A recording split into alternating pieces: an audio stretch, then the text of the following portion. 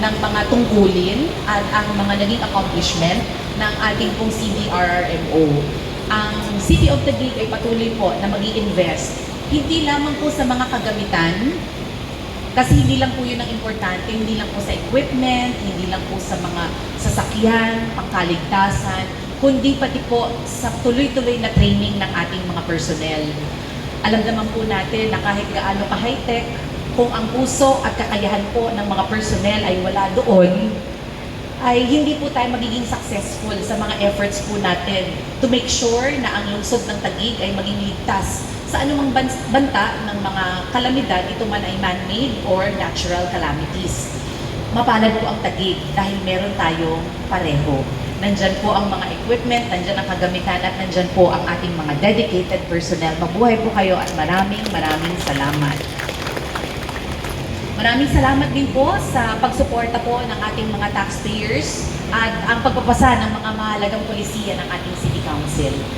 Sa iba namang paksa, nais ko po na una sa lahat ay pasalamatan ng Panginoon sa nagdaang isang linggo ng napaka-hectic, mahirap pero masayang linggo naman na nagdaan. Last week po, tayo ay naanyayahan sa isang pagpupulong kung saan tinalakay po, inimbita po tayo as a resource speaker sa isang pagpupulong na tumatalakay po sa Local Health Board, Local Health Care. Kasama po natin ang ibang mga mayors at doon na ibida po natin yung mga best practices natin sa ating lungsod. Kasama na po dyan yung maintenance medicine, house-to-house dinideliver sa mga karamdamang hypertension, diabetes at asthma.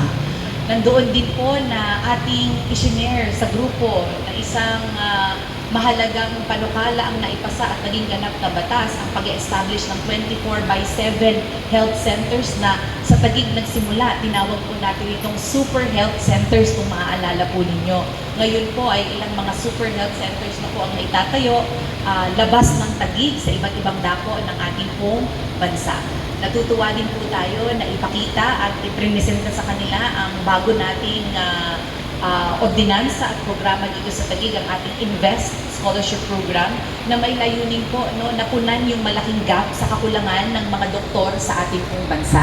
So ang dami po ng mga naibahagi natin sa seminar po na yon, sa forum po na yon, na nag-participate po tayo.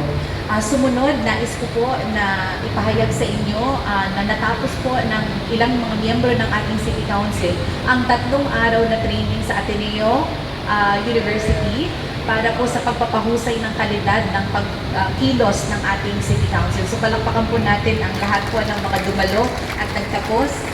Dahil dito po sa lungsod ng Taguig, sinisika po talaga natin na ma-elevate yung paraan po ng paglilingkod natin sa ating mga kababayan.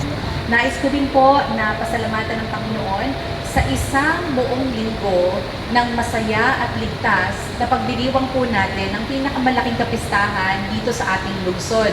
Magkasabay na fiesta po, fiesta ng Santa Ana at ang ating Taguig River Festival. Sa lahat po ng mga naging events, ito po ay naging matagumpay lahat sa biyaya ng Panginoon at sa pagtutulungan nating lahat.